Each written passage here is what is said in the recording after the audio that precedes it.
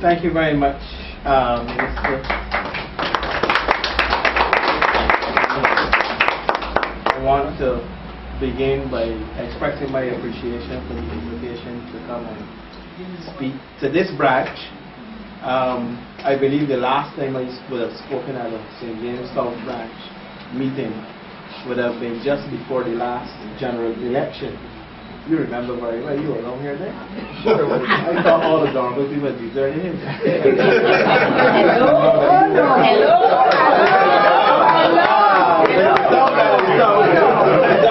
sounds good. Yes, it was at the last election. In fact, it was just before the executive council had actually chosen a candidate. I don't think he had been formally chosen, but it was clear that he was going to be the candidate, and it was just a matter of formalizing it. And I remember at that time some people I should say, were skeptical about whether he could win the seat from the then representative Liz Thompson. Of course, Darwin has gone on to not only put Liz Thompson out of politics. And he's going to put signs for husbands now too. Save politics. That's a confident there. We have about him. Save politics from Liz Thompson. But he's gone on to be an outstanding minister of Trump in the various ministries which he has worked in, and there have been two.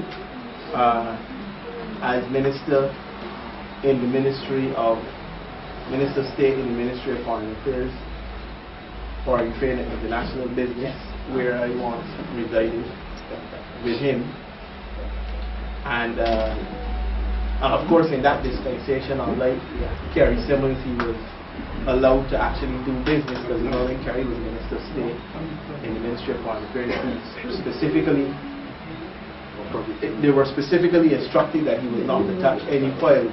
And the miller said no files were to go to him. He was not to get involved in anything in there other than to come to work and read the nation newspaper. But Darwin didn't have that problem. He was fully involved. Of course, he's an expert in international business, having made his vast and comfortable living in that.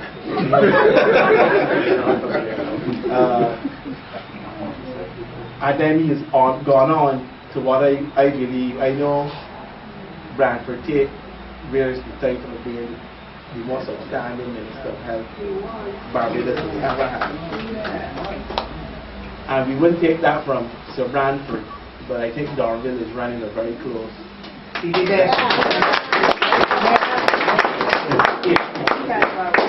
The Ministry of Health is the largest, one of the largest, probably with education ministries, not just in terms of budget, but in terms of departments, the sheer amount of departments. And some people believe that Ministry of Health should have more than one minister at a time. Probably a Minister of State.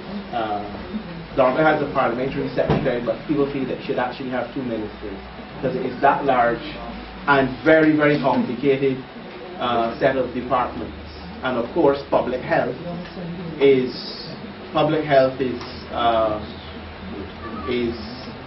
of utmost importance to the survival of Barbados as a small developing country. And the fact that Donville has so manfully controlled and managed that ministry, building partnerships with all of the stakeholders involved, and it's not easy because some of the stakeholders in the Ministry of Health frankly can be very miserable sometimes. Some not without justification, but you know, because everybody wants government to do everything, and that is not necessarily possible every time. And the fact that Donville has been able to wrestle what clearly before we got into office was a very unruly Ministry of Health under the then lack of leadership of Jerome Walker. Is a testimony not only to his talent and foresight, but to the dedication which he brings to the job.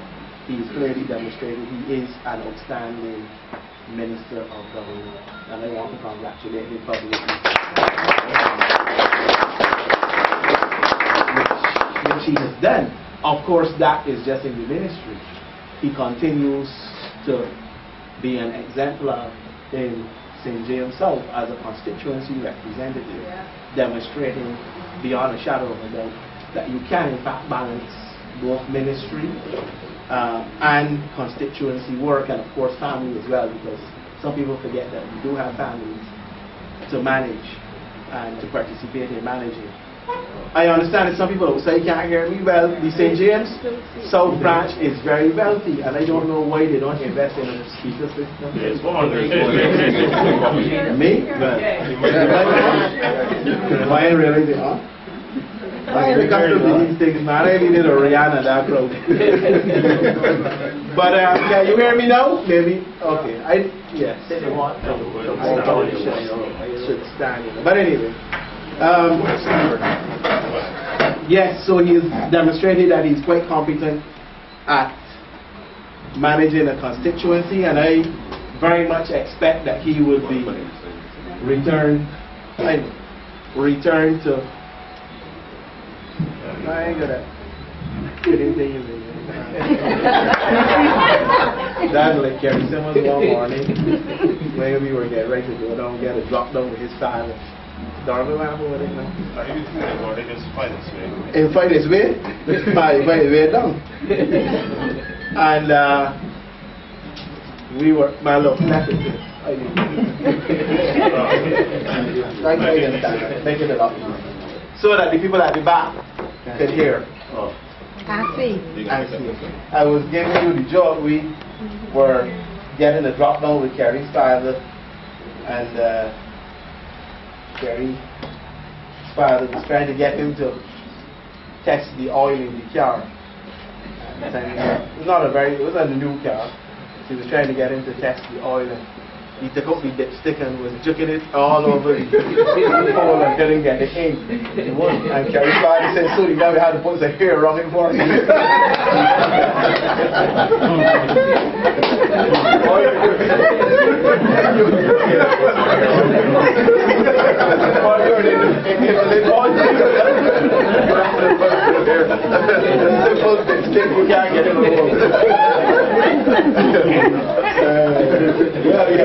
But anyway, so my friend Darville has demonstrated that he is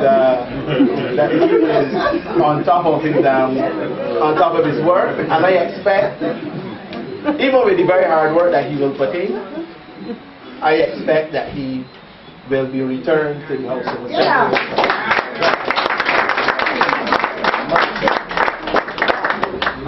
For this constituency after the next general elections have come and passed.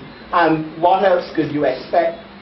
Because one good turn deserves another. And he has demonstrated that he is persistent, belligerent, and all of the above in terms of fighting for his constituents at cabinet, in parliament, in parliamentary group, in the party, you name it. Darville is there. He fights. I can't say that he's the best parliamentary representative. He is. That's your opinion. He is.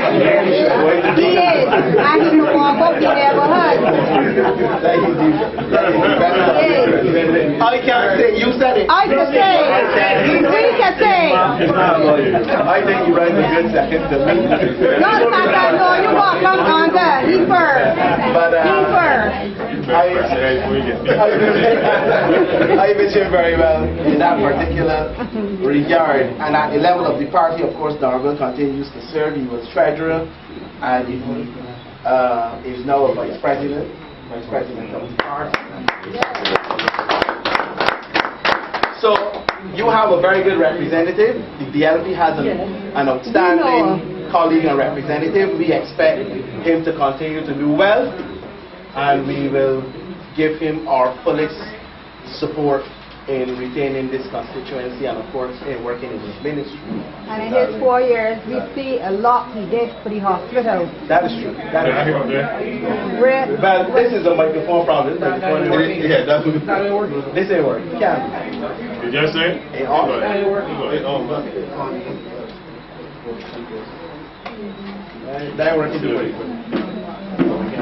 But if you can't hear, draw a little closer. That's all. Battery's dead. The batteries are dead. Anyway, I will continue. Anyway, yeah,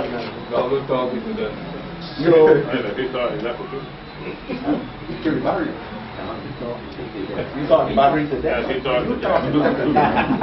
Not to worry, I will try to pitch my voice as far as I can in the circumstances.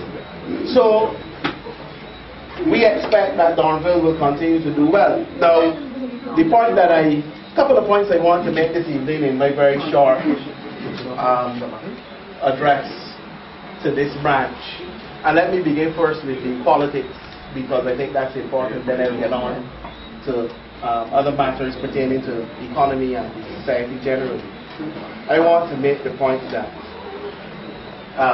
only this past week I watched with much interest the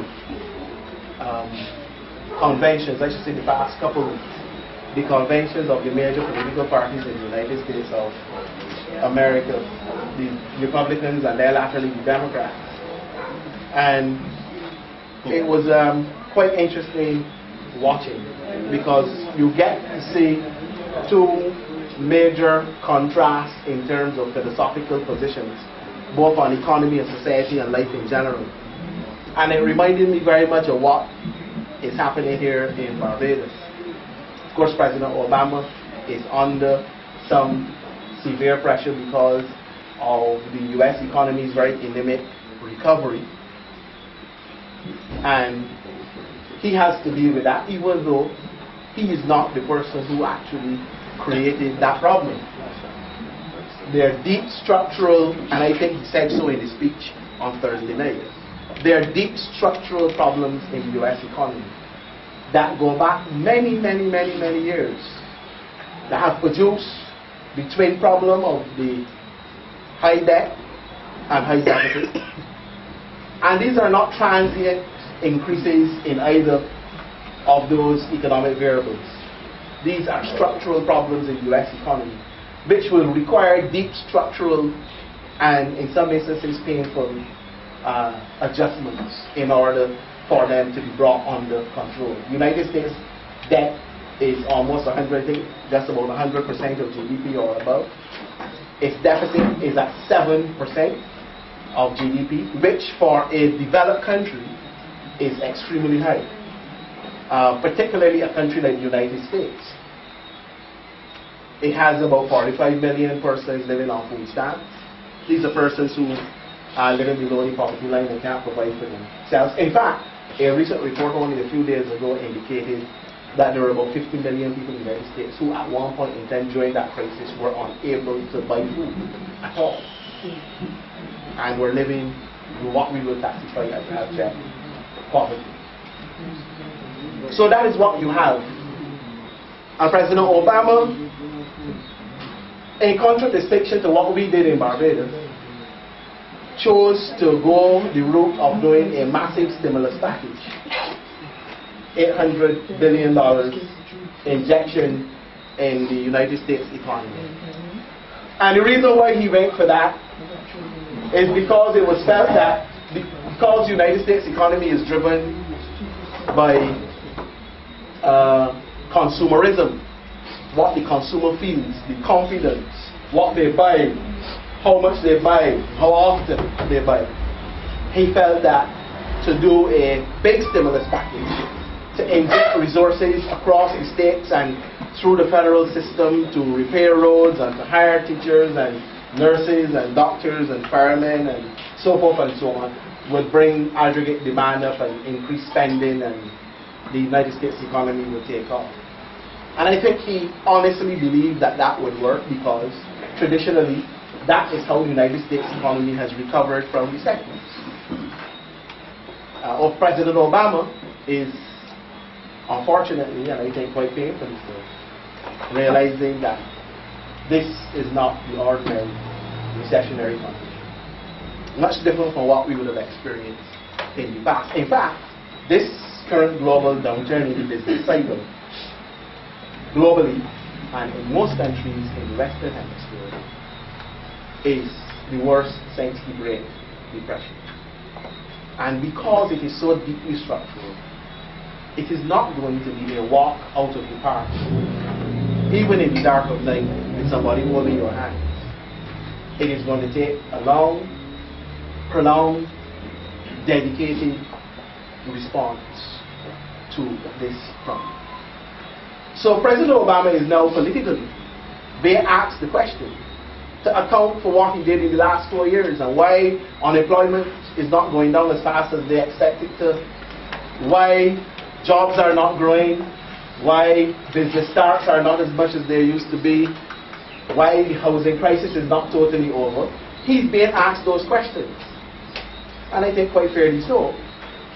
But in response, and I think quite unfairly so, it is being suggested by the Republicans that President Obama should have solved all of those problems which he came and found and had no hand in creating overnight.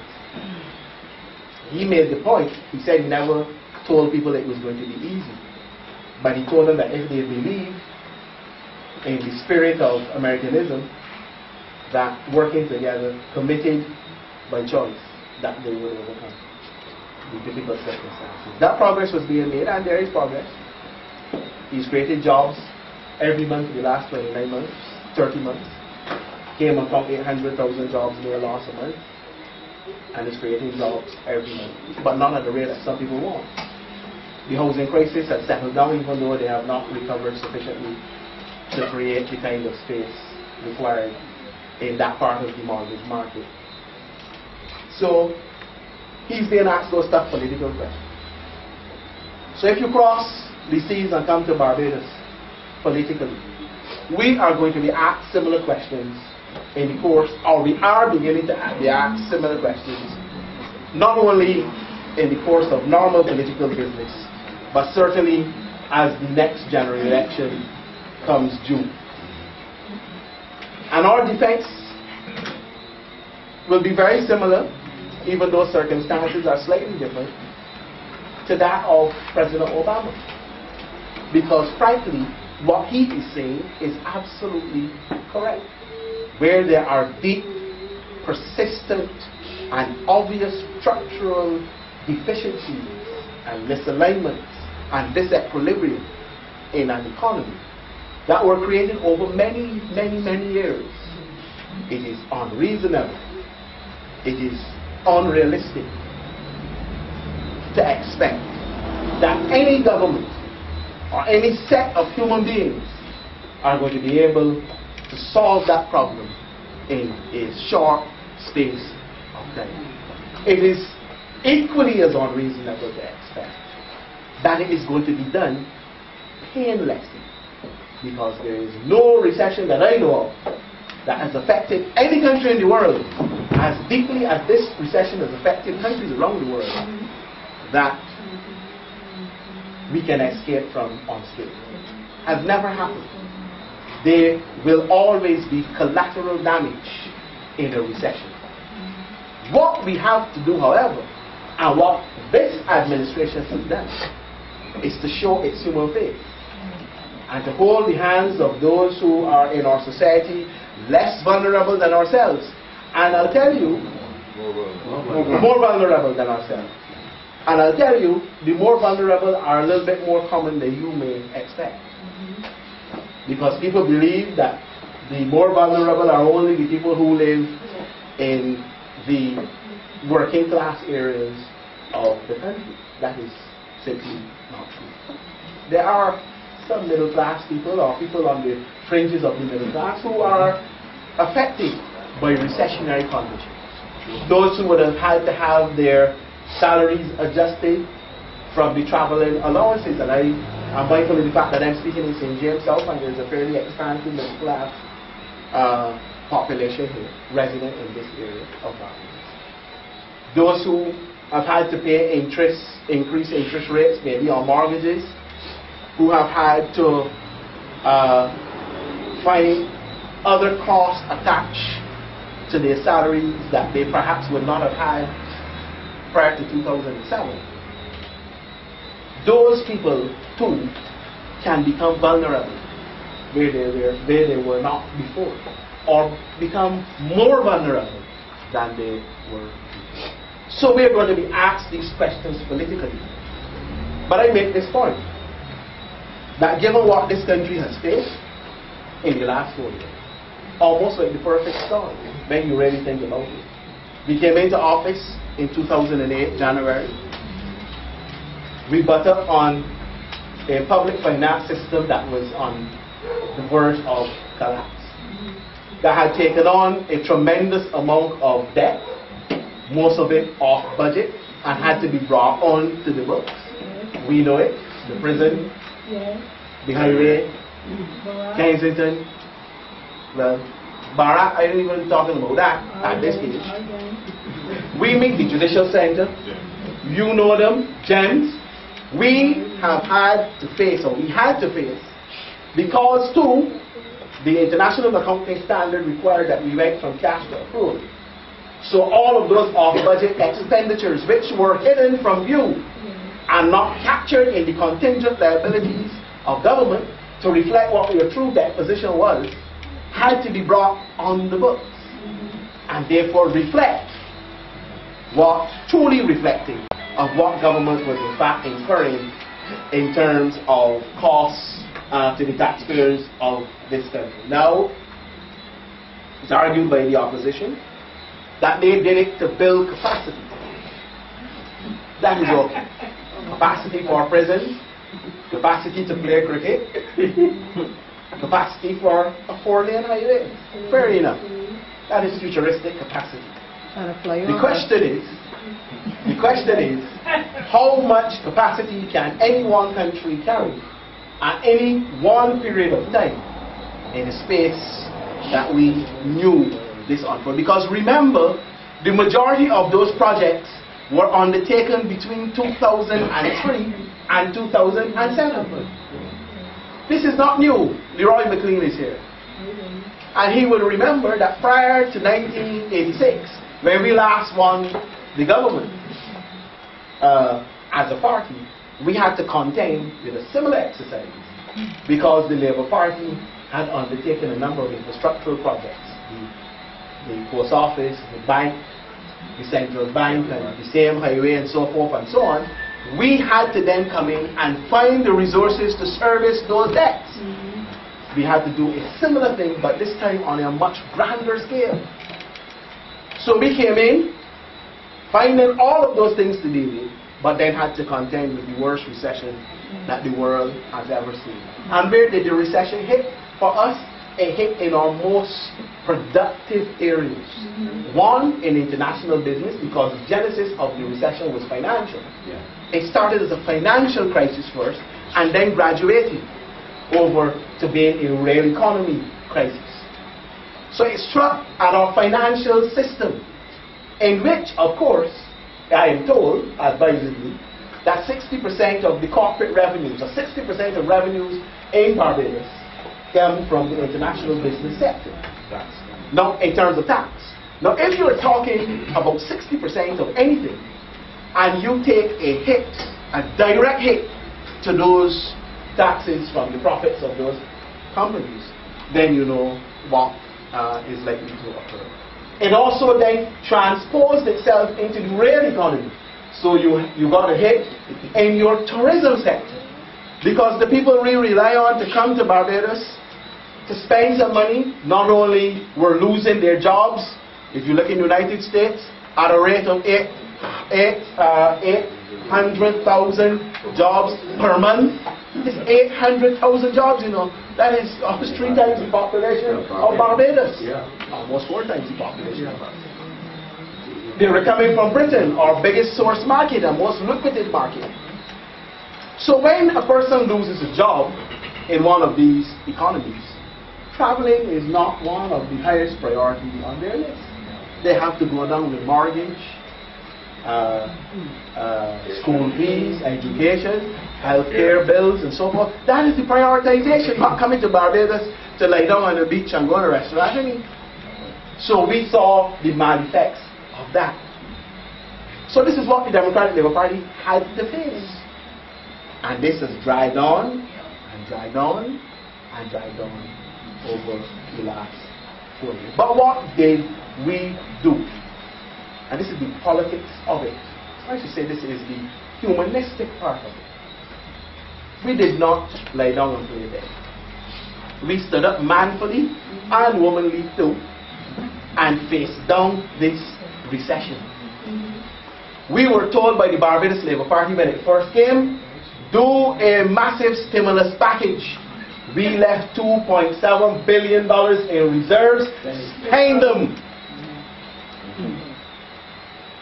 When that didn't occur, they say, oh, you need to cut expenditure. You need to do an austerity package. As the contrary argument. Because all over the world, the evidence was that none of the stimulus packages that were implemented were working. Obama spent $800 billion on a stimulus package and he got blocked for it. Very, very little. It stabilized the US economy yet, but it has not caused it to grow. And in between that $800 billion, the United States did what they call QE1 and QE2, quantitative easing 1 and quantitative easing 2. This means the federal government was putting out loads of money into the US economy to try to get the banks and the other financial institutions to lend more money to people who didn't want it. So all of that easing, that quantitative easing, all of that stimulus package wasn't working. On the other side of the Atlantic, the British went the other way. They went for the full austerity. And the Chancellor of the Exchequer implemented a budget that literally devastated the British economy. They raised taxes across the board, they cut expenditure, they raised pension ages, they did every possible thing. So you had two contrasts, the big stimulus package and the big austerity package, neither of which worked. But we here in Barbados, with our non-economists, according to the Barbados Labour Party, we chose a more middle-of-the-road, balanced approach to our economic problem. One, not too far on stimulus, and two, not too deep in the austerity. Because we surmised, one, that the country could not sustain a massive stimulus program. Because Barbados is a country driven by foreign reserves, earnings, and retention. And every dollar that is spent in Barbados, 70 cents practically of every dollar, don't let them fool you, goes out in foreign exchange. Everything we do has a foreign exchange component attached. And therefore, if you are not earning as much foreign exchange from international business and tourism and the little manufacturing exports that you're doing, then how can you go and stimulate demand in an economy in which foreign exchange is required to sustain that level of purchase? So we decided that that could not be the policy for this level. We then looked on the contrary side to the massive austerity program. And we said to ourselves, in a country as small as Barbados, could we afford to implement massive increases in taxation and massive cuts in public expenditure? And we look at it and see, because don't fool yourself. The place where expenditure needs to be cut the biggest, as they say, is in the subsidies and transfers. Subsidies and transfers, what central government gives the statutory entities or companies that it owns. Port Authority, Transport Board. If we don't own the University of the West Indies, this is not much better. I think I'm very better. Can you hear me there? You can hear now? You don't. Oh, you can hear me now? Okay, good. So, when you look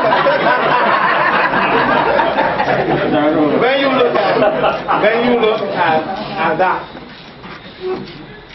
but 70 to 75% of all subsidies and transfers to public companies, statutory boards, commissions, whatever you want to call them. They give it a fancy term in the financial language, the non-financial public sector. Okay? 70 to 75% of all of the money given to them goes to pay somebody's salary, some emolument, some pension benefit, or whatever the case may be, but it is salary related. So if you are going to impose massive cuts in expenditure to those companies, you know what that means. Now the Labour Party will tell you you need to cut expenditure, but they are not going to tell you where and how much to cut, because they want to present the have your cake and eat it too to the public of Barbados. They don't want to say to the public, if we are elected to government, we are going to send home 10,000 public servants, which is what they're really planning to do. And I can say now without fear of contradiction that Owen Arthur and Clyde Maskell and Anthony Wood and Barker and that crowd meet every week at the University of the West Indies, or at least they used to meet down there. I don't know if they're meeting there now. They meet down there with a secret plan, and it's not secret now because everybody who knows. And that plan, when you hear them talking about the new Barbados economy, is to gut the public service. So all those persons out there who are holding on a job, the difference between you having that job and you not having that job is the Democratic Labour Party winning the next government. That is where it is at. And that is the political divide that is going to occur between us and the next election. Because at the end of the day, the Barbados Labour Party is in political business to serve their masters. And their masters are not people that look like you or me. They are in business to serve the people who they have to pay debts to. The Democratic Labour Party, on the other hand, is in the business of politics to serve the people of Barbados. And I'll tell you that in this upcoming election in the United States, when Bill Clinton was running, they said it is the economy stupid. Well, in this election, I am saying to you tonight, and I want you to carry out the message. It is about the people. That is what we are fighting this election on. It is not about power. It is about the people. And that is the divide between these two institutions. That is why we are pilloried and cursed every day on the calling programs by Barbados Labour Party supporters, because we have chosen not to devastate the poor in this country and the workers of this country to serve their ends. So when you hear people calling, or you hear commentators from the opposition saying, oh, we are borrowing money to pay public service, or we are borrowing money to pay people, as though you should have people working and don't pay them. But I don't understand since when it become a crime to pay people who work for you. If they work, they should be paid. Simple. If you want the garbage man to come and collect your garbage at 2 o'clock in the morning when you in your bed lay down sleeping, he or she has to be paid. And if I have to borrow 10 cents to pay them for that essential service, I will do it every day of the week. So don't borrow to pay public service. Let them starve. But we know what they don't get into that. We know what they say about that.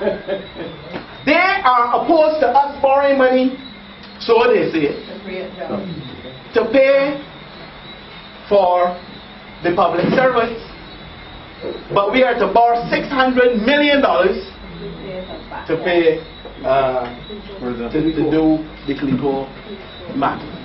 We're to pay, we're to get money, $30 million every January to pay for the prison, which they allowed to burn down under their watch. But of course, whenever you got to go on bed for the morning. But I can't borrow money to pay the nurse at the hospital. I ain't supposed to borrow money to pay the transport or driver. I ain't supposed to borrow money to pay the nurse or the doctor or the maid or the inspector or the order. I have to borrow money to do all kinds of things, like pay back for Kensington. I can't get 2 good cricket matches to put up. I have to borrow money to pay back. I have to borrow money to pay all of that. But it is a crime in Barbados to borrow money to pay public service. But I am making this point to you. That is where the divide is, and that is what the message that you have to carry out to the public of Barbados. That the BLP is about dollars. We are about the people of Barbados. It is people, not power, that matter in this country.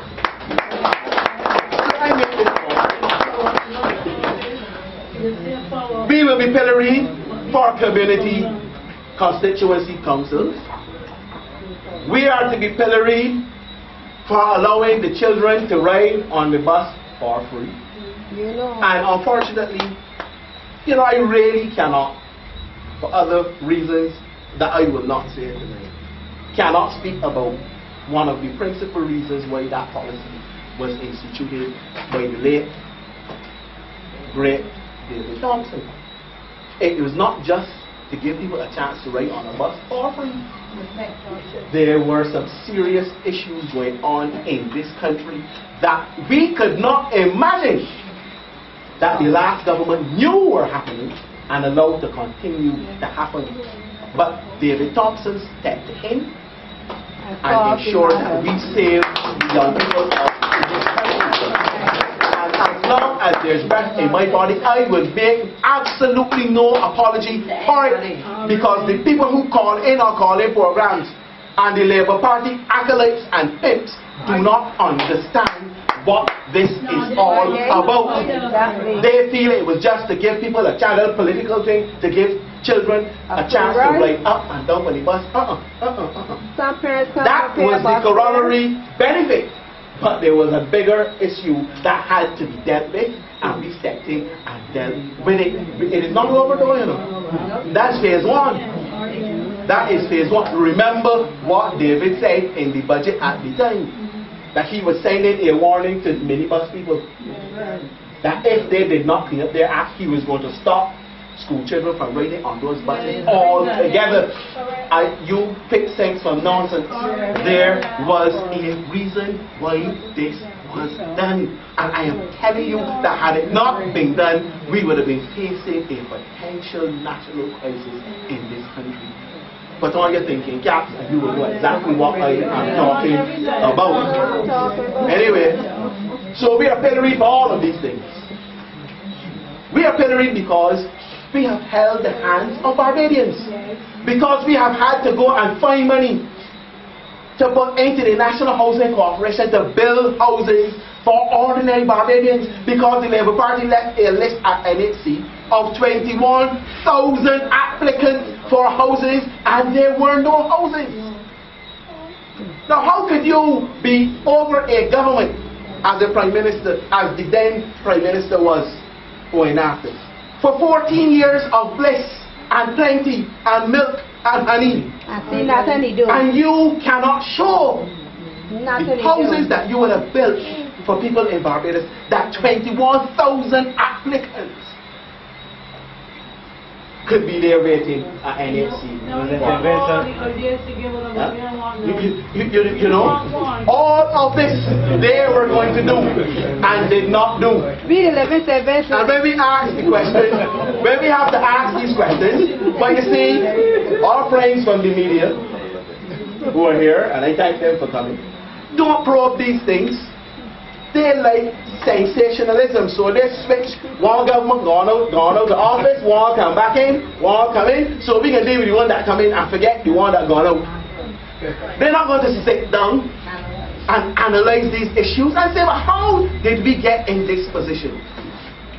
How did we get a situation in which, in an economy that can hardly afford it, the creation of more than 7 or 8 different statutory entities in the life of the last man. And you go down the list and call them. Comey, James, Needhams, 1 and 2.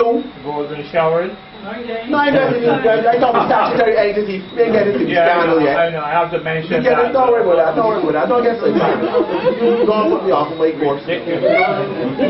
You got Comey. You got Needhams, GEMS, UDC, RDC, Invest Barbados, you name them. All statutory entities requiring a budget from central government. Each carrying its own staff. Pan-African Commission. That's what they want to you name them. You name them. All of these entities that carry hundreds of people in staff that have to be paid. And they're then telling us, we created all of these entities, we make you spend all that money on them, cut them and send them home. Destroy their families, wreck their households. We don't care. Send the boy to send them home. Alright, they can't work, I'm going to do crime. This is what they are saying to us. I don't know if I can get my friend Roy Morris, the editor of Barbados Today, otherwise known as The Nation at Night. I don't know if I can get my friend Mr. Morris. I'm not lying. Rather than writing editorials attacking the government, to put some elbow grease to analyzing the structural problems that we have in the Barbados economy. Why it is that after 14 years of government and plenty, we still have to face an incipient energy crisis in this country. We have to pay close to $750 million Barbados a year to buy fuel. And after budget from ONAF about greening the economy and looking for alternative energy, we have absolutely nothing to show for it.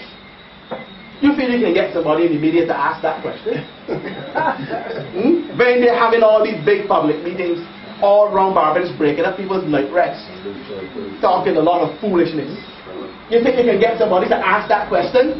Why it is that no resources were invested in ensuring that we did a responsible, green, renewable energy program in Barbados?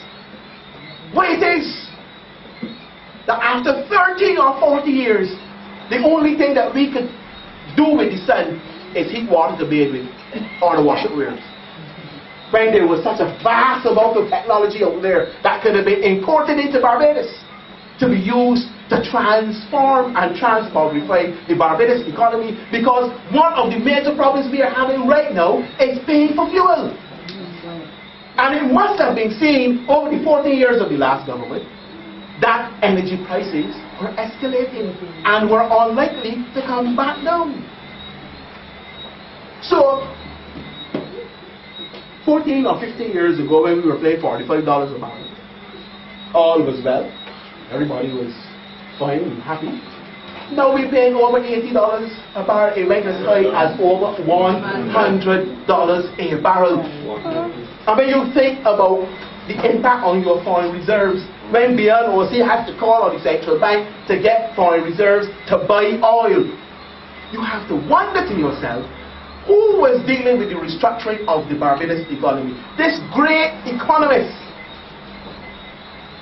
Because I'll tell you, the importance of Barrow was not what he did at the time, it is what he left to happen after he was gone. We talk today and argue today about the national insurance scheme. Errol Walton Barry Democratic Labour Party had the vision to implement the national insurance scheme. And got lips for it too. We weren't supposed to do it, but Barrow did it.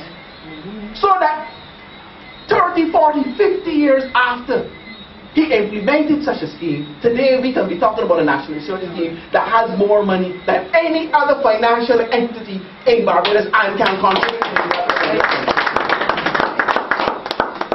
When Errol Barr thought of doing free education, he wasn't just thinking about helping those who needed to get education at the time. He was looking 50 years down the road at what Barbados would require as a developing country, a small, open, developing economy. Look what has happened to Barbados, the transformative elements within that particular policy. But you do the counter pose with Owen Arthur. I challenge anybody in Barbados to tell me that one policy that this so-called great economist has done in the 40 years that he was in office that can have a transformative effect on Barbados 10, 15, 20 years down the road. One. Name one. Name one. Name one. And in the 40 years when he was Prime Minister, when he was at least worth half of something. Young and energetic and supposedly bright. And he couldn't give us any great ideas in those years when he was at his peak. What on earth could Owen Arthur possibly have to offer the people of Barbados at this stage? Absolutely nothing. They just have to put on their thinking caps. That's right. His only foray back into politics, ladies and gentlemen, I respectfully submit, is about power. He wants to get power. He wants to be able to dictate, direct, and otherwise abuse people in Barbados, using the power of the office of Prime Minister to do it. And I'm telling you tonight, because I don't want to get sidetracked with him, there are more important points to be made. But I don't want to get sidetracked. But I'm telling you tonight that as an educated Barbadian, educated at the expense of the taxpayers of this country, I am offended by the view being postulated by people, particularly in the media. And I'm not saying that's you, Roy, because I'm not being up on the media today. Right? Let me say, Eric. No, Eric. I will bother to talk about Eric's history tonight here, though. A lot of people here will be very surprised of his origin. Good, they are very good, let me tell you that. But let me make this point. Let me make this point.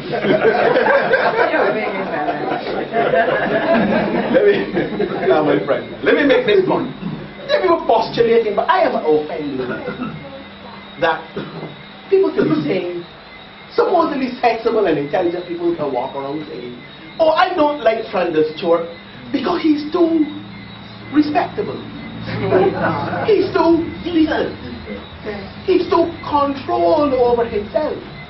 But instead you want, apparently, some ragamuffins, some vagabonds, some otherwise whatever, to be your, you want this to be in your, I don't understand it. I'm talking at a conceptual level now. This is a concept. I'm talking about personalities.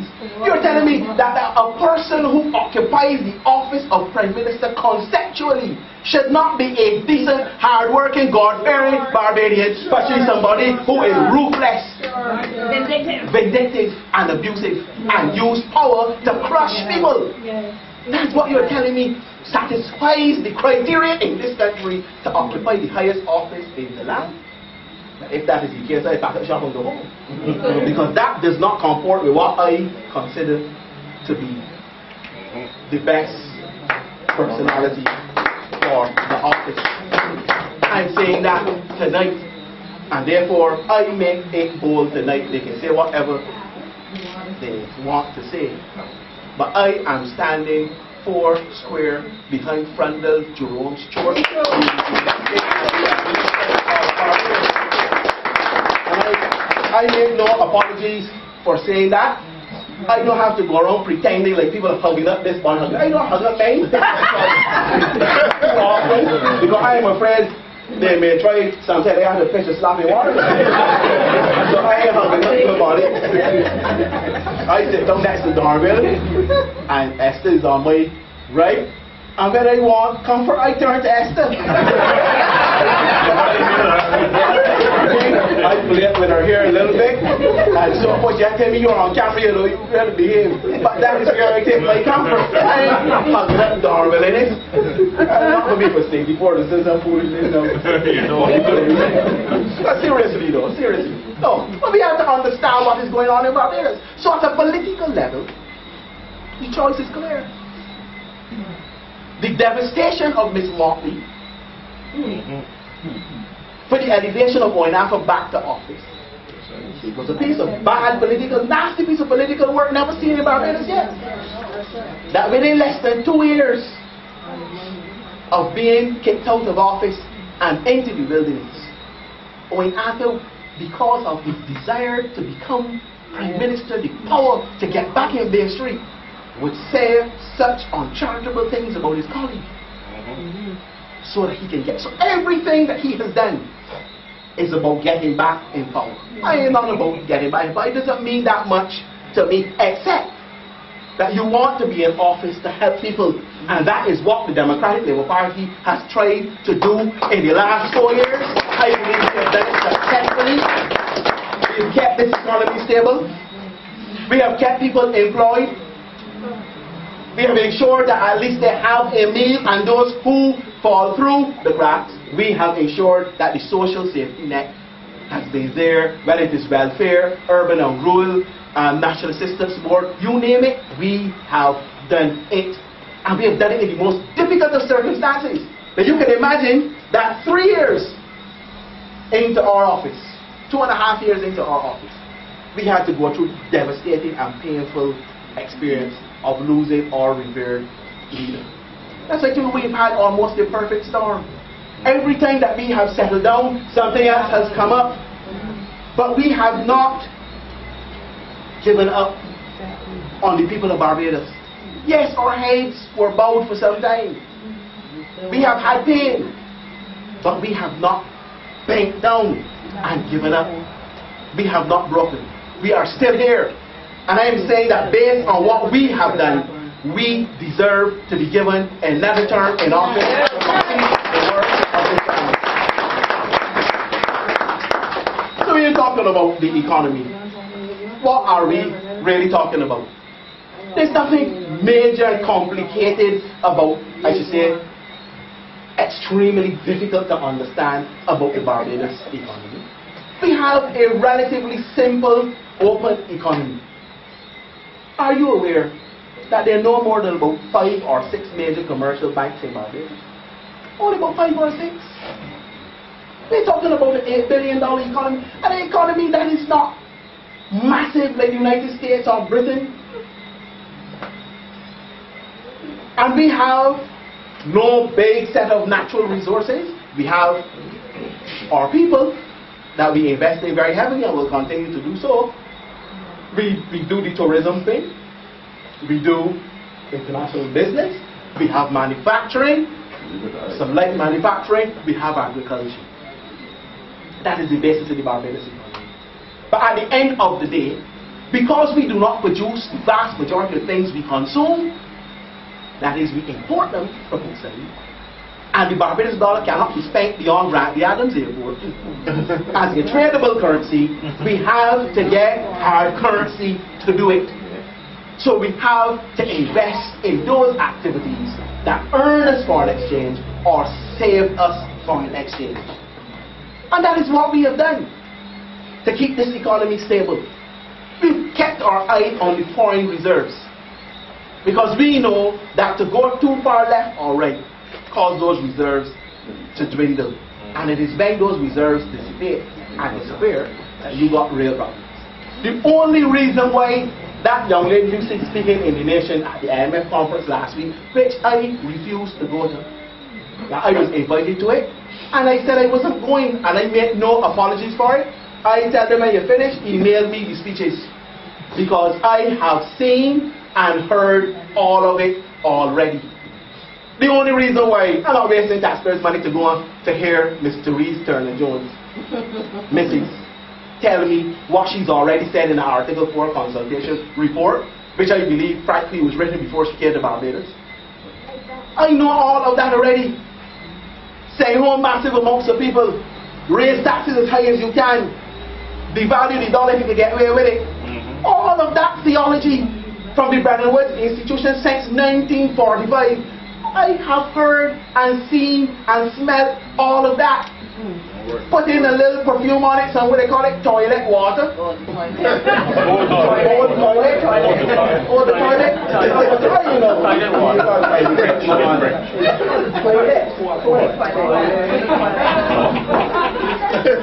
I know what you're saying, you know. Put in a little toilet water on it. Right? Right, mind them. They think that you know what we're talking about. But dressing it up pretty and spraying it with a little cologne. Yes. Ain't not going to make it no more palatable, alright? It has been proven in many economies not to work. Why do you feel the British economy has slipped right back into a double-dip recession? Because the exact policies which the IMF enunciates is what they implemented. They did that. So therefore, they are in a double dip recession. Unfortunately, we have to take the brunt of the fallout from that. So I'm not going there to be tutored by that. I can go on the internet, Google IMF, and pull down all of them papers and read them if I have time to waste. No new ideas have come out of that institution in the last 50 years. Not one. And it is as if there is a bush bath you take the first day you walk in the office, and don't care where you come from, they turn you into the same thing, they throw the same foolishness over and over and over again. And my problem, or my point is, that countries are different, some big, some large, some open, some closed, some well-resourced, others ain't got. And you can't tell me that you are going to build a suit to fit all. We think that this is Sinckler. Show me the man, don't show me the father, show me the corn, the farm, I like to build a suit. No. We have that kind of mystical understanding of what economies are about. We are saying that our medium-term fiscal strategy is the correct strategy for Barbados. Those who want to do it faster can do it faster when they get the chance. Those who want to do it slower, that is a matter for them. When we first brought that to the House, the opposition said it was too fast. That is too quick. Then of course midstream they changed the mode and said, oh, it is too slow. But that's where you know you're right, because you hold in the middle line. Yeah? We have brought down our fiscal deficit from 2010 highs of 9.1% to end of last fiscal year to 4.5%. Now I ask anybody to show me the economy in the world that has reduced its fiscal deficit that quickly in the space of 1 year and still continue to be stable and still keep people employed and still take up garbage and still show me the economy. I don't know it. Maybe it exists. I don't know everything. Just tell me where it is. I am going to get on a plane and I'm going to visit them. Greece tried to do it and abandoned it midstream. Italy implemented such a program with less ambition and abandoned it midstream.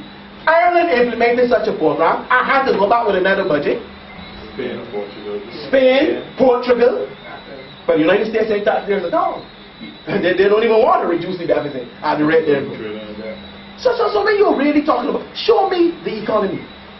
And do you know, ladies and gentlemen, that over the last 20-25 years, the average amount of foreign reserves that this country has had is just over $1 billion. 1.2 or $1.3 billion on average over the last 25 years. You know this thing about $2.7 billion? That is an outlier.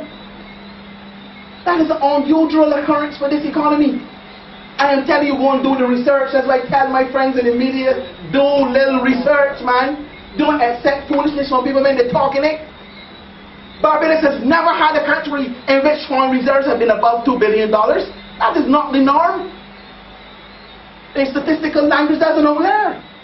That is outlier. That doesn't fit the line of best fit. Yeah? So, when we say that we've been able to keep our foreign reserves at a level of an average $1.4 billion for the worst period of recession this country has ever gone through, you would know how good we have been doing in the circumstances.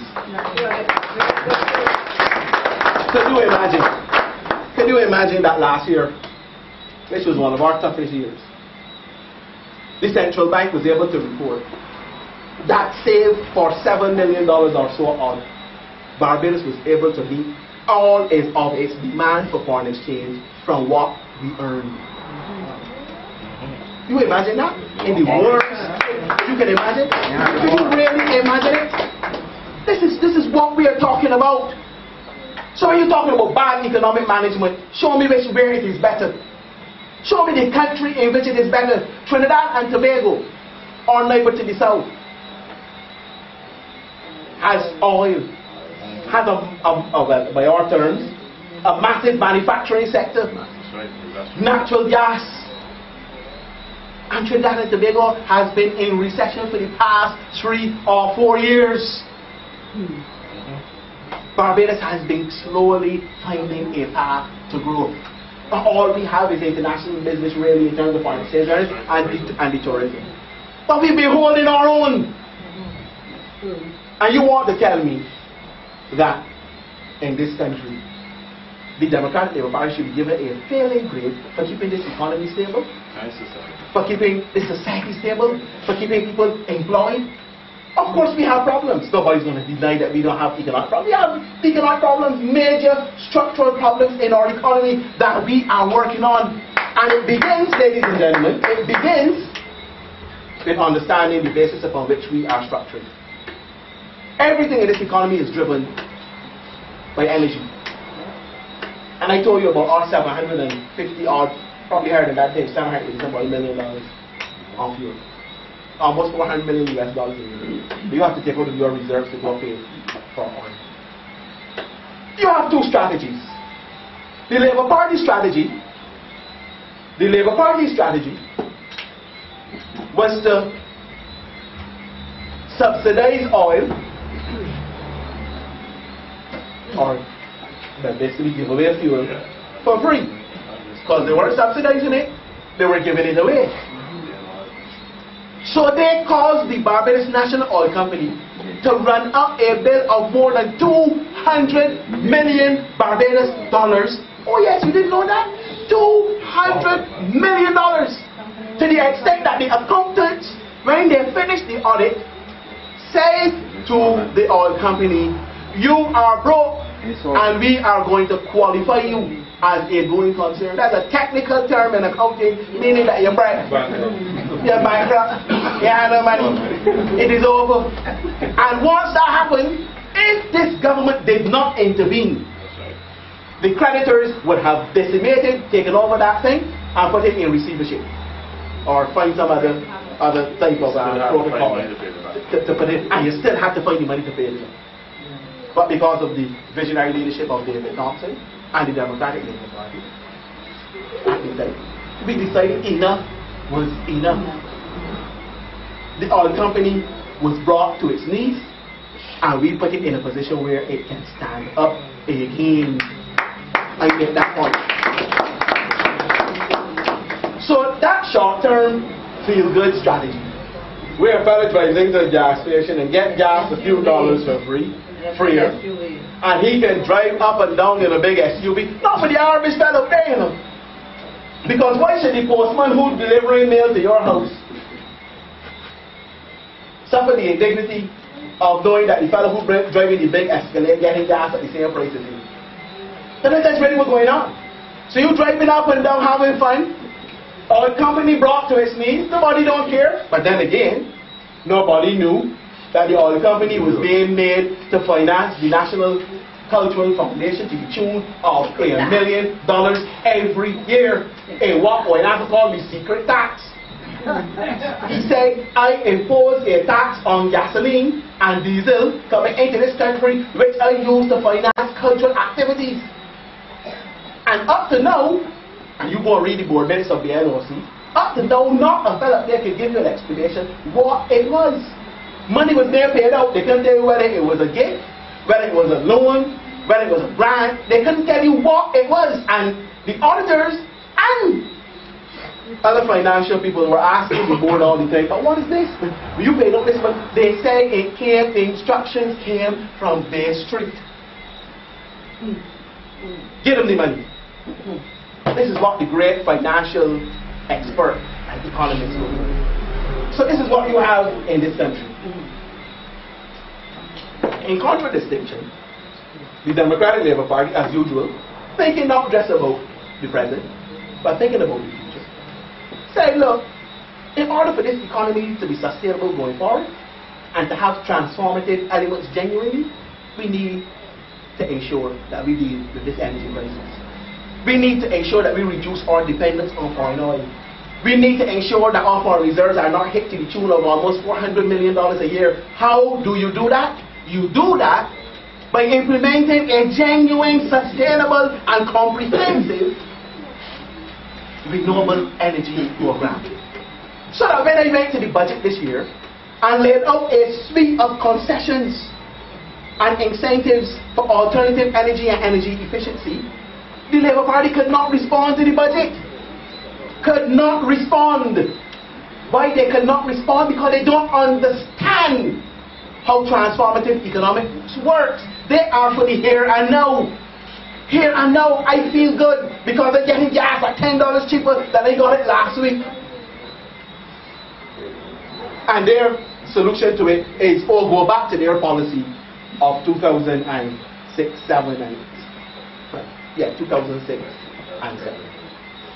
We have now set this course on a path in terms of renewable energy that we can't turn back. And I'm telling you, you may not see the results tomorrow or next week, but if all of us are alive in here 10 years from now, this Barbados economy is going to be fundamentally different from how you know it today because of that concept of optimism. We've just completed the tourism master plan. It is at the Economic Policy Committee of the Cabinet, and we sent it on to the Cabinet. That is going to bring the most comprehensive changes in our tourism product, because that's what we're looking at now. That's what we're looking at. Again, transformative. You need to develop your tourism product. We are operating in Barbados, May Hines is there, basically with the same product that we developed 25, 30, 40 years ago. It is a mature, it is an old, and it's a tired product. Yes, Barbados has people who come back because they love the people, they love the hospitality, they love Barbados atmosphere.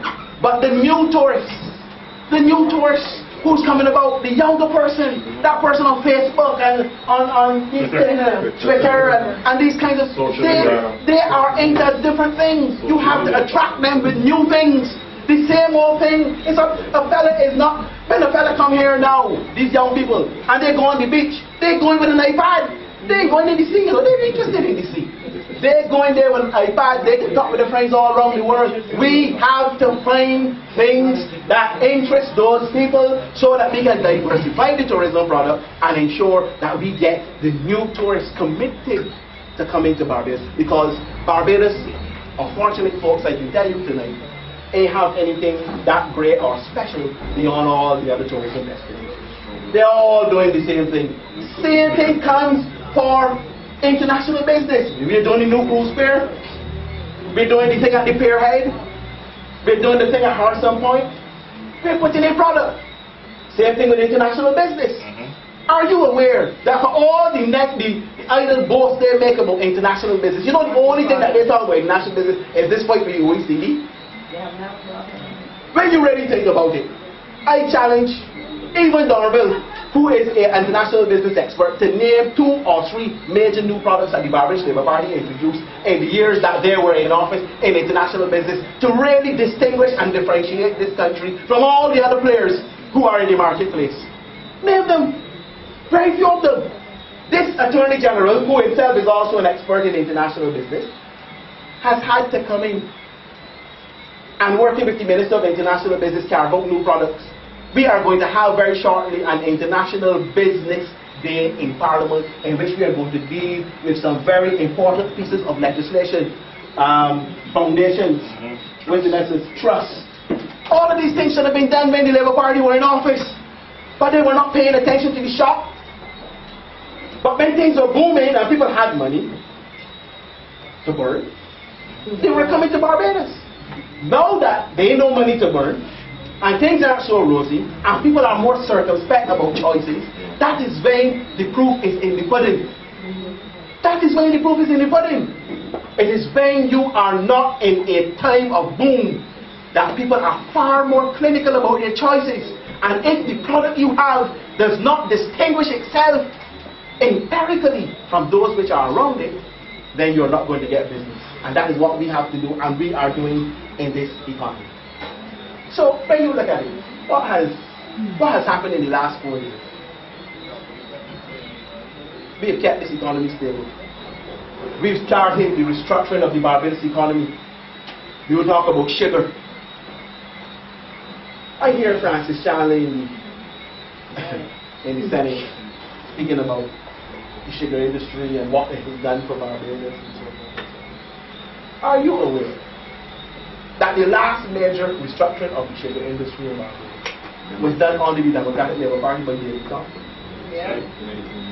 1992. The Labour Party for 40 years did nothing with sugar other than putting it in tea. They abandoned the restructuring program. Did absolutely nothing with it but consume it. Knowing full well that the Common Agricultural Policy was being changed in Europe, knowing full well that the protocol arrangements were coming to an end mid-2000s, knowing that sugar was not getting the type of price because we had to give up the preferential treatment under the ACP, they knew all of that. Sugar was being told 10, 50 years ago, your days are numbered. Restructure now. We started the first phase of that restructuring by trying to clean up the balance sheet of those indebted plantations. We took them from them. We restructured them. We gave them back some of them. And the Labour Party did absolutely nothing. And could you imagine that 15 years after they were in office, we had to walk back into Bay Street to find the sugar industry in the very same position we left it in 1992, 93, 94. Or worse. In fact, worse. And this great economist, that is why I ask. We know what the legacy of Earl Barra is. We know what the legacy of Bradley Adams is. We even could credit Tom Adams with the central bank and the offshore sector and the Spring Garden Highway. What on earth can we credit? What on earth can we credit Owen Appleby that you can say 40 years from now, this is what Owen Arthur, the great economist who had 14 years as Prime Minister, did that have a transformative effect on the people of Barbados? Answer that question. And when these people write in the media about this great economist who had these boom years when all was good, and 2-3 years into a recession, you can't point to nothing that he did that can help you to withstand an economic crisis. Now that must tell you something fundamental about what is going on. This is not about rhetoric. This is not about public relations. This is about hard work. Hard work. When we came into the Ministry of Finance, you find statistical department need repairing. Customs need repairing. Office of the Supervisor of Insurance in a shambles. And Oinata has to take full, direct and total responsibility for the state of that office and the impact which it might have had on the collapse of Clico, and the time is coming when we will have a discussion on that point. I am making that today. I am saying that today. The time will come when we will have to speak about that. Because he feels he can hide from his responsibility or lack of taking responsibility for the oversight regulatory of the institutions which needed to have oversight. He's going to have to take responsibility for it. That is why he's so anxious for a resolution of the Clico matter, because he knows there are questions that have to be answered. And we will resolve the Clico matter, but we will do it in a responsible manner, in a structured manner that does not destroy the Barbados economy. We have a responsibility as deep providing responsibility to the 30,000 public servants, and we will work, policyholders, and we will work hard on their behalf. I have been behind it from the time I became Minister of Finance to get it resolved so those people can get some restitution of their monies and their accounts and their peace of mind. And I will continue to do so. But I cannot promise anybody that I am going to do it in a reckless manner at the expense of the other 240,000 people in Barbados. I cannot give that assurance. I apologize, but I can't do it. Because they have to look after the total shop, not just one part of it. So I'm saying that. I'm talking about Barra. I'm not getting into Mr. Barra at all. But I want to make one final point, Donville and colleagues. This question about education, because I can come here so close to the university we explain and not at least speak a word about go to the chapel about education in this country. Look, let me make this point. And I make it without fear of contradiction.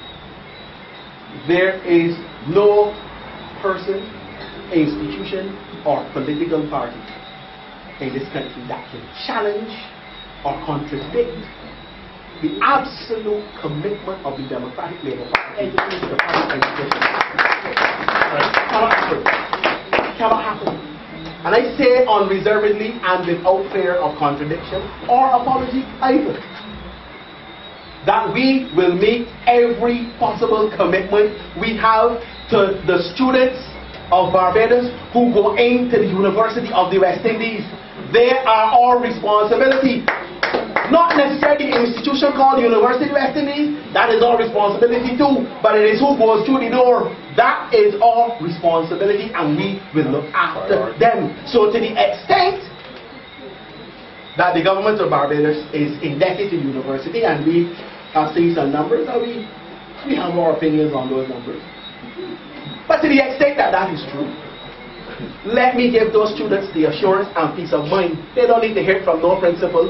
They hear it from the Finance Minister of Barbados. I have two of my cabinet colleagues here right now, and I can tell you that absolutely we will meet the commitment of those students to go to university, to study, and to get out of there and get good jobs. We will do that. We will make changes in what we have to do. We will make changes, we will cut costs, but we will ensure that university education, as long as we are in the government, remains free to the poor people of this country, so that their children and their children's children can be educated. But I make this point too, that we have a fiduciary responsibility to the taxpayers of Barbados to ensure that every single cent is spent right and properly, and more importantly too, is accounted for. That's right. And there is nobody, if I as Minister of Finance have a responsibility to the Parliament of Barbados and the people of Barbados to be accountable for the money which is spent and appropriated on various things in this country, then every other individual has that responsibility too, wherever they may be located. And I make that point without fear of contradiction. Because I want to share with you some statistics. I want to share them. I would say that I think I need to share them with you, because I want you to understand where You can't lay my paper down. So, I need to make this point. Because people have to understand what we're dealing with. The University of the West Indies budget alone accounts for almost half of the natural programming budget of the Ministry of Education. We are spending more money on the University of the West Indies than all of the other establishments in the education system. BCC, SJPP, secondary schools, primary, nursery, everything put together. No. That's outside of, outside of salaries and wages. We're not talking salaries and wages, we're talking about program costs.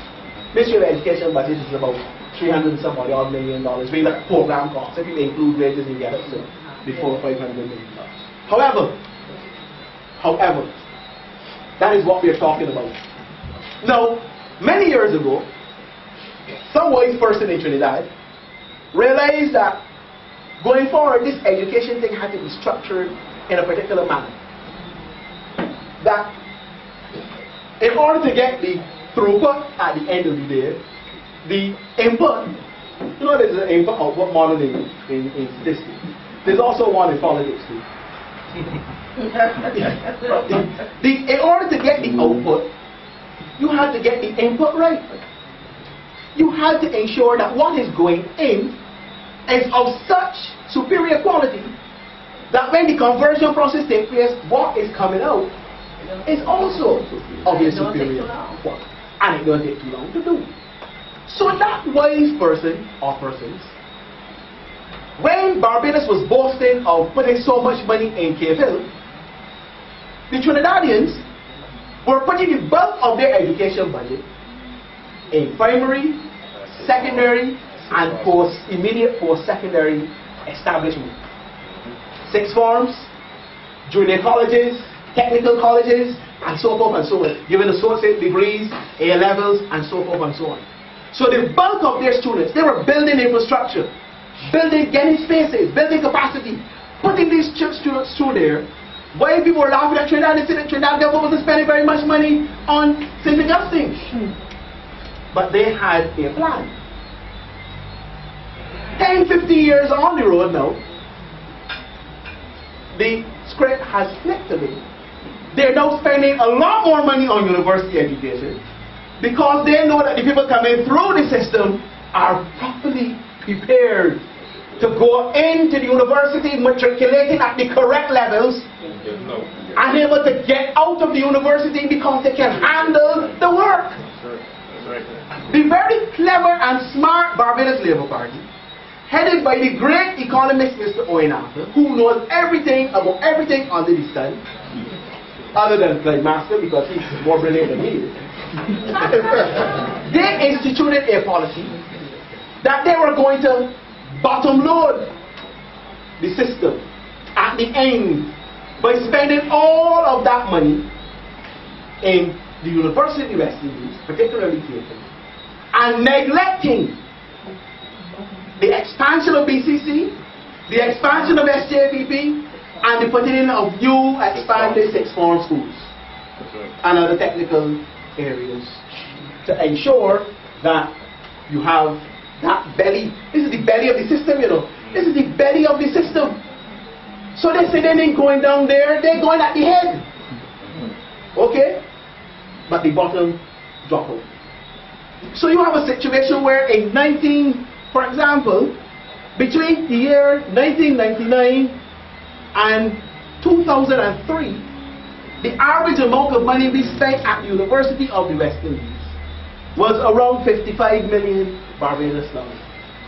Between 50 and 55 million dollars. Suddenly, in 2004-5, that budget jumped from $57.6 million to $70 million in 1 year. And from then, it went to 74, 79, 120.5, 127, 135, 127, and 2010 2011. In other words, the point that I am making, ladies and gentlemen, is that this, yes, this I'm going to push you. I want you to stick with me, because, ladies and gentlemen, let me mark my brow here a little bit. This is very complicated. If I know Mr. Master say, you know, and what numbers. So I had to be very careful here when talking to you. Right. Good.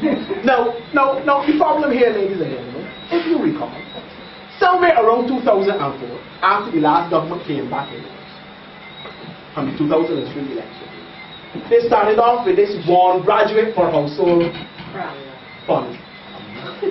It used to be one graduate genuinely, meaning one tertiary level graduate, BCC, SJPP, UWA. Some wise person at KFL decided he was going to metamorphose the one graduate tertiary level in Barbados to be one university graduate. I don't know who the person is, but some wise person to do that. Around that time, there were average about 3,500 students at the University of Minnesota. Are you aware, ladies and gentlemen, that between then and now, the student roll of the university has virtually doubled? It is now over 8,000 students, in fact just below 9,000 students. Mark you, the average cost for every student there per year is $30,000. It goes across faculties, it increases law and medicine a little higher, but on average, you see about $30,000, right? Between $27,000 and $30,000 per bachelor's degree. I'm not dealing with postgraduate per year. I'm not dealing with postgraduates or whatever. So you can immediately do the arithmetic and see the increase in costs, because from $55 million in 2003-04, $57.6 million in 2003-04, by the time we came into office in 2008, that budget had increased to $120.5 million Barbados dollars. That is more than double. That is more than double. 150%. But put yourself now in the situation in which Barbados is now on the front end of the world's greatest recession. Understand what we're dealing with? When you hear people talking about the government owing the university $150 million in arrears, understand that this massive expansion in the university population, when it should have been slowing down because of the recession, when it ought not to have been happening in that way, particularly, but given that it was happening, it was actually going up. It was going up to the extent we're now on average, if you, and this is just economic cost, when you add the tuition, which is another $30 or $40 million, you are talking about $170 million odd for University of the West Indies every year for 1 year, ladies and gentlemen. And I can tell you this, that for the 9 years previous to 2007, the government of Barbados gave the University of the West Indies in total $543 million Barbados dollars for the 9 years previous to 2007. 943. Remember that figure? That's how much we gave them for 9 years. On the after. Would you believe, ladies and gentlemen? And this is, don't take it from me, this is from the university's annual financial reports. Go online and get them. You can do the math yourself. Would you believe, ladies and gentlemen, that for the 4-year period between 2007, in fact 3-year period between 2007-8 and 2010-11, when I got the figures for, but we haven't had the 11-12 report yet, we gave them $510 million? Or we're supposed to give them $510 million? For the preceding 9 years before 2007, 543. For the 4-year period between 3-year period between 2007 and 2010, $510 million. It made $30 million short of the previous 9 combined. So we are being asked in 3.5 years to give the same amount of money we gave them in 9 years. Ladies and gentlemen, tell me the honest to God truth. In a crisis. In an economic crisis, ladies and gentlemen, tell me the honest to God truth. Do you feel that that is sustainable? Can the government of Barbados continue with that unless some major changes occur? In terms of cost containment, in terms of ensuring that the matriculation levels are brought up to a level and that the students get in and get out. In 2010, when I delivered the budget, I gave figures similar to this, and I made the point that by university protocol or statute, if a full-time degree is 3 years plus 1, be out in 3 years plus 1. If your full-time degree is 4 years plus 1, be out in the 5 years. People beat up on me. They said they get out of university and the rings down their cuffs, they half a proud. I know, because students will come and tell me. Because most of them don't live for 7 years. Yes. Students will come in and call me and tell me how they go to the classes to teach these part-time lecturers. Barker and all of them, maskers of wood, and they ring up and they say how on we ain't know nothing about economics and all this kind of thing, right? Beat up on me, and I climb up on a ladder and I want to kick it down. But I'm telling you, ladies and gentlemen, if this continues unchecked and undealt with, that ladder, the whole building coming down. The whole building coming down. And I will not be Minister of Finance in any government or part of any government. Maxine McLean can do it, Darwin can do it. They are management experts. They know this business better than I do. And they know that these figures cannot be allowed to continue in the way. And we've said to them, we've said to the university, we have to sit down and have a conversation about it. We got to know who's going in, and we got to know when they're coming out, what they're coming out with. Because better quality in is better quality out. And people who are going to university should be able to complete their course of study in a reasonable period of time, bar for illness or anything, because these things happen. You make accommodations for those. But it cannot be a situation in which the exception becomes the rule. Right. Where the people who don't matriculate at the full thing become the bulk of the students and the people which they are now. I'm not even going to give you the figures because I'm not getting in that. I believe we have to protect the university and protect the quality. My degree comes from University of the West Indies. His comes from University of the West Indies. Dr. McLean. He didn't go to many courses. They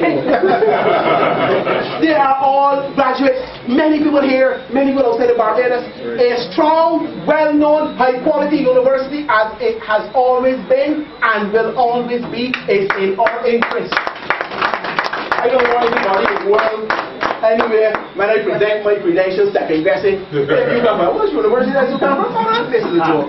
No. We don't want that, so we will. That's why the government of Barbados, the people of Barbados, we have given universities land. Or we have to give them land beyond their wildest dreams. Of course, it's not authority, but all of that they go. And we do all of that to facilitate the growth and expansion of the place. But it has to be in concert. It has to be comporting. It has to respond to national development objectives and national financial priorities. It cannot be a runaway train that somebody decides they're doing what they are doing. So when you look at the increase that we have had, which on average every year is about $41 million prior to 2007. And you add that by the 4 years, you get $164 million increase. So now you know where the $150 million in arrears come from. If the University of West Indies was spending at the rate it was spending in 2006-07, or in 1995, 94, 95, we will be having this discussion. But because its budget has increased exponentially on the vast increase in student population and the vast increase on courses, because you have courses now on everything. You have cricket, you have regional integration, yeah. The cricket, you have a cricket team down there, you have cricketers going in there and they learn cricket because somebody feels they should have a cricket academy. I have no problem with a cricket academy. I believe in cricket too.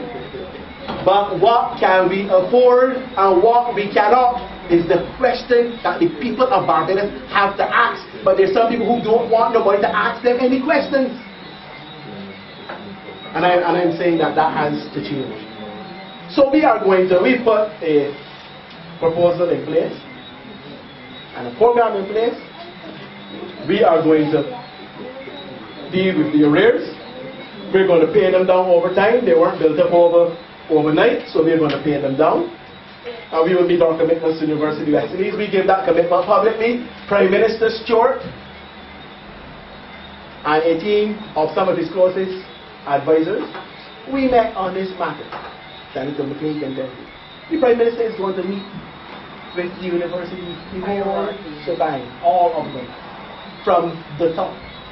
And we will explain to them, even as they explain to us, what their issues are. At the end of the day, we will communicate to the public of Barbados.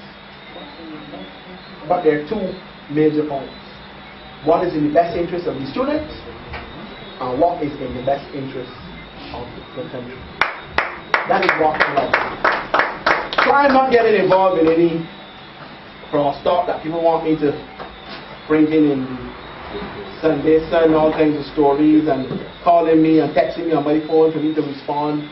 So I'm not responding to any phantom people who comment on anything. That is not my job. What I will say is that we've made our commitments to the university, and we will meet our commitments to the students of Barbados. But I am making this point. I am not a plumber, but I know that if a pipe bursts, taking an oil sheet and drying up the water is not going to help you if you don't patch it. Because within a few hours or days, the water can be there. And if you don't patch it, you can't keep drying it because you don't run out of sheets. So it is better to patch the pipe and stop the leak. And that is what has to occur in this situation. I'm saying that is the responsible thing that any responsible Minister of Finance, Minister of Education, Minister of Health, Minister of Foreign Affairs and Foreign Trade, Prime Minister will do in the circumstances. So I make no apologies for what they say. They can say what they want about me on Facebook. I don't go on Facebook too often. I happen to been asked by a friend to go on to add him to my friend book. When I went there, they said I had 1,700 people waiting for me to add them. and they came back and said, "Welcome back, Chris. We missed you. Where have you been for the past 4 months?" So that was the first time in 4 months that I went on Facebook. I don't have the time. I am busy trying to keep the economy of Barbados stable. And I'm going to be extra busy ensuring that the Democratic Labour Party government is returned to office, that we speak to the people of Barbados in plain terms. I'm proud to be a member of it because we remain the party of the people. Remember, folks, it is people that matter, not power. It is the people, not power. That is what we are about. And when you are on the side of people, you are on the side of the Lord. Because the voice of the masses is the voice of the Lord. Ladies and gentlemen, I am obliged to you.